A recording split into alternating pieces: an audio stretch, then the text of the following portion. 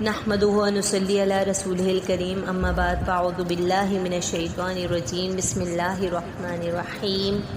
رب اشرح لی صدری ویسر لی امری واحلل عقدۃ من لسانی یفقہوا قولی۔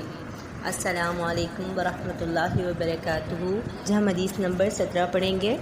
کل مما یلیک، کھاؤ اس جگہ سے جو کہ تم سے ملی ہوئی ہو۔ اور یہ حدیث ہمارا جو پچھلا لیکچر تھا اس حدیث کا ہی ایک چھوٹا سا حصہ ہے جو کہ صحیح بخاری کی حدیث تھی،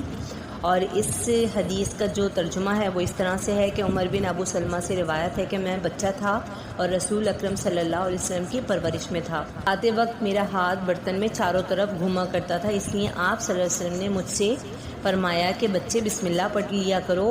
داہنے ہاتھ سے کھایا کرو اور برتن میں وہاں سے کھایا کرو جو جگہ تجھ سے نزدیک ہو۔ چنانچہ اس کے بعد میں ہمیشہ اسی ہدایت کے مطابق کھاتا رہا۔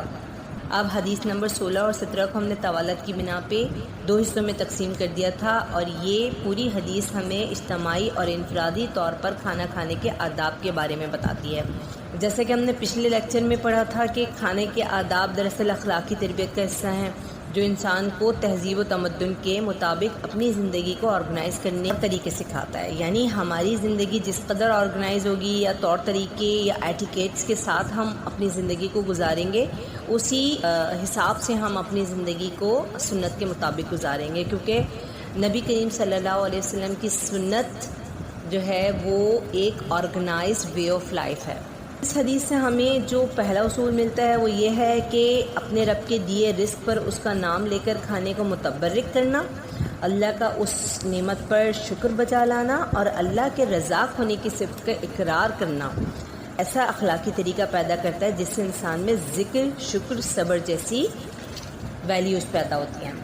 اسی طرح کھاتے وقت سیدھے ہاتھ سے کھانا کھانا یا ہر کام کو سیدھی جانب سے انجام دینا، یہ ہمیں دنیا میں بھی سیدھے راستے کی پیروی کی جانب متوجہ کرتی ہے اور آخرت میں نجات کے راستے کی طرف ہماری رہنمائی کا سبب بنتی ہے۔ اجتماعی لحاظ سے بھی اگر ایک بندہ کھانا کھا رہا ہے اور پلیٹ میں 3-4 لوگ اس کے ساتھ شیئرنگ کر رہے ہیں، تو ہر انسان جب اپنی طرف سے کھانا کھائے گا تو ایک تو یہ کہ وہ سلیقہ مندی اس سے ظاہر ہوگی، دوسرا یہ کہ ان کے اخلاقی طور طریقے بھی ان کی زندگی کے پتہ چلیں گے کہ وہ کس طریقے سے تہذیب و تمدن کا خیال رکھتے ہیں۔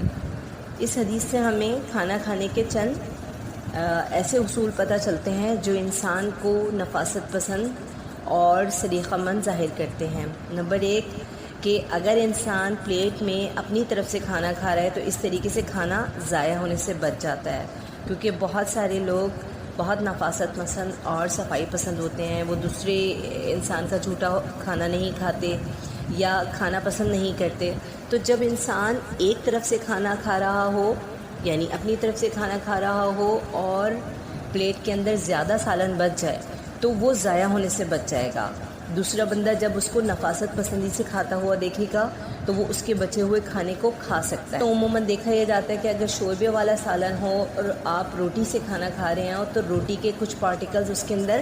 گر جاتے ہیں۔ اب اگر انسان خود اپنے ہی کھانے کے لیے دوسرے وقت کے لیے اس سالن کو گرم کرے تو اس کو بھی ایک کراہیت سی آتی ہے کہ میں نے پچھلے وقت میں یہ کھانا کھایا تھا اور میں نے ہر طرف سے ہاتھ گھما کر کے پلیٹ کے اندر اور کھانا کھایا تھا، تو وہ ایک نفاست پسندی اور سلیقہ مندی اس کے اندر برقرار نہیں رہتی، خود اس کو بھی اچھا نہیں لگے گا۔